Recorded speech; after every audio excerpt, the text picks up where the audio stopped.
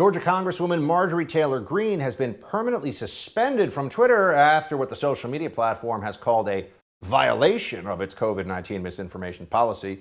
The ban came over the New Year's weekend shortly after a January 1st tweet in which the Congresswoman wrote, quote, "Before COVID, reported deaths from vaccines were taken seriously and dangerous vaccines were stopped. After COVID, extremely high amounts of COVID vaccine deaths are ignored. As you can see, the statement was accompanied by data from the CDC itself." Congresswoman Marjorie Taylor Greene joins me now after her exile from Twitter. Congresswoman, thanks for being here. Hi, Buck. Thanks so much for having me on. So first, just tell us, what happened here? Did they even inform you that this was going? Did you get a warning? Was this your first time? I know that, the Twitter commies don't feel like they have to actually be responsive to people in general, but how did this whole thing go down? Well, no, it just happened. It was really interesting. As a matter of fact, I had tweeted those VAERS statistics and other factual statistics about COVID-19. I would think, tweeting something on the CDC.gov website would be considered factual, and I can't imagine how they find that COVID-19 misinformation. I had done that the day before, but it was the next morning. I had just tweeted about an hour before, arguing policy with Dan Crenshaw. He had talked about using FEMA to do mass COVID testing for this Omicron virus that causes sneezes and runny noses and a cough, kind of like a common cold. And I had disagreed with him that no, we don't need to use FEMA to do mass COVID testing for President Joe Biden. And no, we don't need to send FEMA into hospitals. We need to hire back the unvaccinated healthcare workers that worked so hard on the front lines when people were really dying from this Chinese virus from the CCP.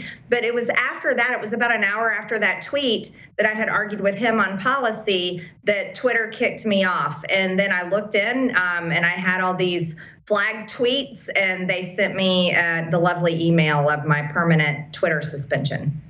Is there a review process or some kind of appeal that you can go through? Do you want to go through it? Are you considering legal action? And you're a sitting member of Congress tweeting about an area of not just public concern, probably the greatest area of public concern right now in America and around the world, which is COVID and our response to it and the vaccines and all of these issues.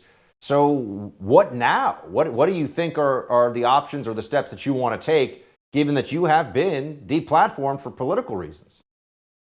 Well, Buck, this is very serious. It's extremely serious, and the entire Republican conference needs to take it that way. I'm still looking into all of my options. I'm still talking with my attorney. I haven't submitted any of the review process with Twitter. Twitter has come out and announced publicly that my suspension is permanent.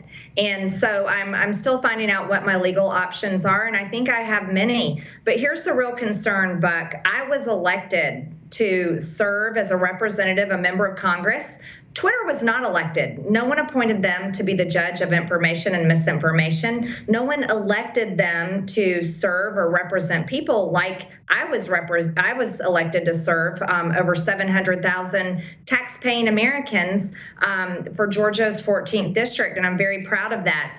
And Twitter is completely out of line, but I think people need to realize what's happening. Twitter attacks only one kind of Republican. That's me and President Donald J. Trump. They don't like our political speech, and they don't like the people that we represent, because Twitter also kicks off those same type of Republicans. These are people that believe in putting America first. These are people that want to make America great again. These are people that have strong, passionate beliefs about our Constitution and defending all of our rights.